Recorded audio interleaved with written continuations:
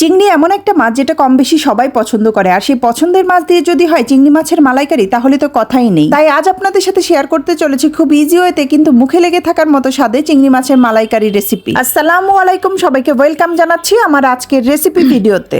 আমার এই রেসিপির জন্য প্রথমেই লাগবে চিংড়ি মাছ। আমি এখানে মাছের মাথাগুলো ফেলে দিয়েছি, আপনারা চাইলে মাছের মাথা সহ এই রেসিপিটা বানাতে পারেন।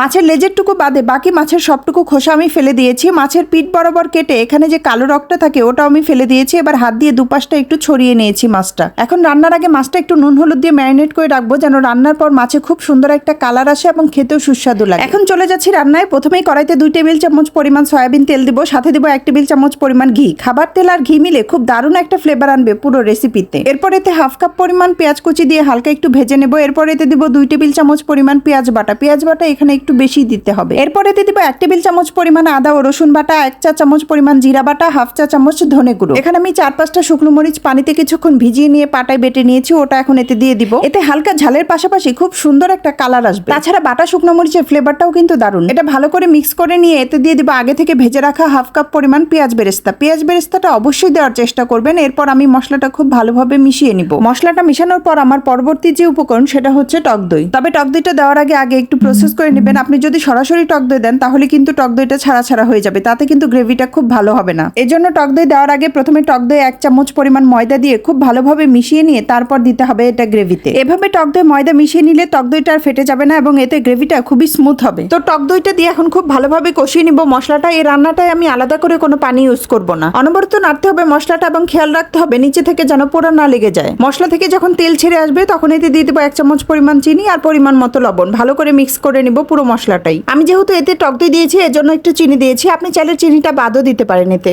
এই সময় আমি চুলার তাপমাত্রাটা কিন্তু মিডিয়াম রেখেছি, কারণ অতিরিক্ত তাপমাত্রা কিন্তু মশলাটা পুড়ে যাওয়ার সম্ভাবনা থাকে। এখন এতে দিচ্ছি 1 কাপ পরিমাণ নারকেলের দুধ। কুরানো নারকেল ব্লেন্ড করে ছেঁকে নিয়ে দুধটা বের করে নিয়েছি। অবশ্য এখন সুপার সবগুলোতে নারকেলের দুধ খুব সহজেই কিনতে পাওয়া যায়। এখন এতে নুন হলুদ দিয়ে মাখিয়ে রাখা চিংড়ি মাছগুলো একে একে দিয়ে দিব। ভালো করে মিক্স করে ঢেকে 5 মিনিট রান্না করব। চিংড়ি মাছ কিন্তু অনেকক্ষণ সময় ধরে রান্না করলে কিন্তু আর খেতে ভালো লাগে না, তখন মাছে যে জুসি ভাবটা থাকে সেটা কিন্তু আর থাকে না। 5 মিনিট পর এতে আমার লাস্ট যে সংযোজন সেটা হচ্ছে পাকা মরিচ। কাঁচা মরিচগুলো পেকে এরকম লাল হয়ে যায়, এই মরিচগুলো এখন এতে দিয়ে 1 মিনিট ঢেকে রান্না করব। এতে খুব সুন্দর একটা গন্ধ অ্যাড হবে চিংড়ির মালাইকারিতে। আমি যেহেতু আস্ত মরিচ দিয়েছি তাই অতিরিক্ত কোনো ঝাল অ্যাড হবে না এতে। আমার চিংড়ির মালাইকারি কিন্তু একদম রেডি। সার্ভিং ডিশে ঢেলে নিয়ে পোলাও কিংবা ভাতের সাথে এনজয় করুন দারুণ স্বাদের চিংড়ির মালাইকারি। বাসায় বিশেষ অতিথি আপ্যায়নে বা স্পেশাল কোনো ডেতে প্রিয়জনকে খুশি করতে খুব সহজে বানিয়ে ফেলতে পারেন এই রেসিপিটি কেমন লাগলো অবশ্যই কমেন্টের মাধ্যমে জানাবেন। ভালো লাগলে অবশ্যই শেয়ার করে টাইমলাইনে রেখে দিতে পারেন। এতক্ষণ সাথে থেকে পুরো ভিডিওটি দেখার জন্য সবাইকে ধন্যবাদ। কথা হবে নতুন কোনো ভিডিওতে, সে পর্যন্ত ভালো থাকবেন সবাই। আল্লাহ হাফেজ।